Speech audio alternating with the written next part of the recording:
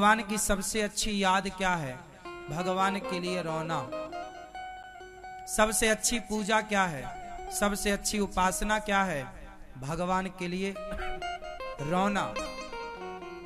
जो भगवान के लिए रोता है वो अच्छा उपासक है, जो नहीं रोता वो अच्छा उपासक नहीं है। भगवान के भक्त को रोना चाहिए। किसके लिए? भगवान की याद में, भगवान के प्रेम में, और भगवान के लिए ही रोना चाहिए और किसी के लिए नहीं। बाकी स्ट्रांग रहो, मजबूत रहो भगवान के लिए। इनके सामने हम कितने मजबूत होंगे। इसलिए भगवान को रो करके पुकारोगे तो जल्दी काम बनेगा। कन्हैया को एक रोज रो कर पुकारा। रोइए। कौन रो सकता है भगवान के लिए? वही जो भगवान से प्रेम करता होगा। जो नहीं करेगा क्यों रोएगा? लाखों लोग रोज मरते हैं, आप सबके मरने में थोड़ी रोते हैं। कोई अपना जिससे प्रेम था वो चला जाए तो आंसू रुकते नहीं। ऐसी व्यक्ति अपनों के लिए रोता है, सबके लिए नहीं। तो जब अपने भगवान हो जाएंगे तो भगवान के लिए भी रोएंगे। नहीं रो रहे हो भगवान के लिए, मतलब भगवान को आपने अभी अपना माना नहीं है। भगवान के सामने खड़े हो के 2 अगरबत्ती जला देना, दिया जला देना, भोग लगा देना, सुंदरकांड हनुमान चालीसा का पाठ कर लेना, ये पूजा नहीं है, ये औपचारिकता है। पाठ वाठ तो करना ही चाहिए, तो ज्ञान के लिए करो, पर ये औपचारिकताएं हैं। पूजा क्या है? भगवान को इतना याद करो, इतना याद करो। जैसे माँ, बेटा परदेश में होता है ना, तो माँ अपने बेटे को याद करती है, और कई बार याद करते करते बेटे की याद में माँ रो पड़ती है। कई बार बेटा भी अपनी माँ को याद करते करते रो पड़ता है, पिता को याद करते रो पड़ता है। पत्नियां पति से दूर हैं, पति परदेश में है, तो पति को याद करते करते रो पड़ती हैं। पति भी रो पड़ता है अपने बच्चों को, परिवार को, पत्नी को, माँ को, पिता को याद करते करते।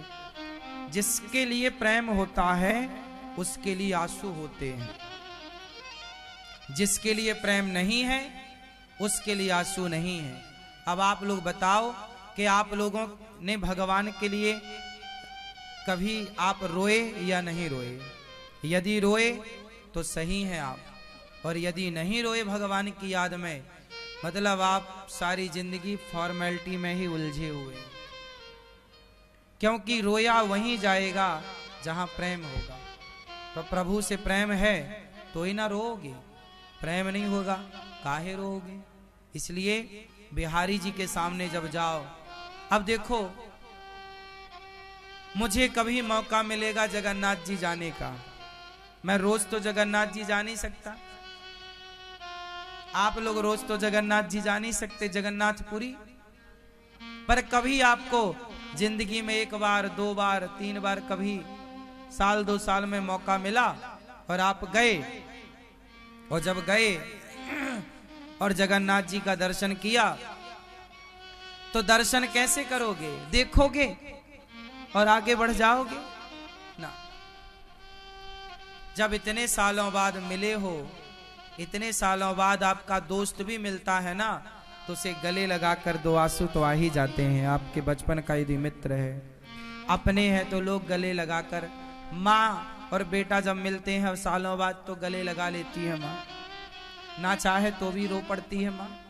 ये प्रेम है। वो आंसू इस बात का गवाह है कि ये प्रेम है। प्रेम की गवाही कौन देता है? आंसू। प्रेम की गवाही कौन देता है? मैया। प्रेम की गवाही आंसू देता है। इसलिए भगवान से प्रेम, और जब प्रेम होगा तो आंसू स्वाभाविक होंगे। भगवान जगन्नाथ जी को देखोगे तो रो पड़ोगे।